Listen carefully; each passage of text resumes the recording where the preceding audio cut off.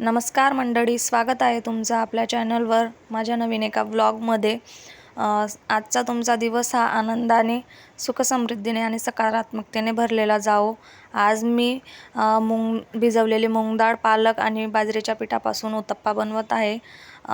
मी भिजवलेली मूग डाळ, लसूण, मिरची ग्राइंड करून घेतलेली आहे। ते मी एका कढईमध्ये आता काढून घेतलेली आहे, सर्व ग्राइंड करून।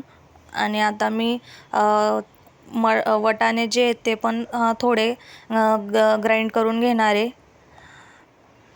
आणि ते मी आता या कढईमध्ये काढून घेत आहे। आता त्याच्यामध्येच मी आता थोडी जी बाजरीचं पीठ आहे ते टाकून घेत आहे आणि पालक ही स्वच्छ धुवून मी आता त्याच्यात ॲड करून घेतलेला आहे। आता मी याच्यामध्ये चवीनुसार मीठ टाकून घेतलेला आहे, हळद पावडर आणि धना पावडर टाकून घेतलेला आहे आणि बारीक चिरलेला कांदा टाकून घेतलेला आहे। आता मी याच्यामध्ये थोडी कोथिंबीर ॲड केलेली आहे आणि थोडं पाणी ॲड करून याला व्यवस्थित मिक्स करून घेत आहे।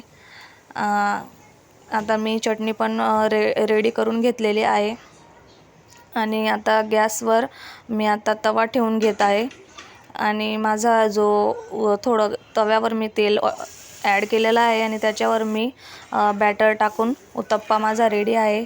या मग तुम्ही पण खायला, आणि चॅनलवर नवीन असाल तर चॅनलला सबस्क्राईब करा। थँक्यू।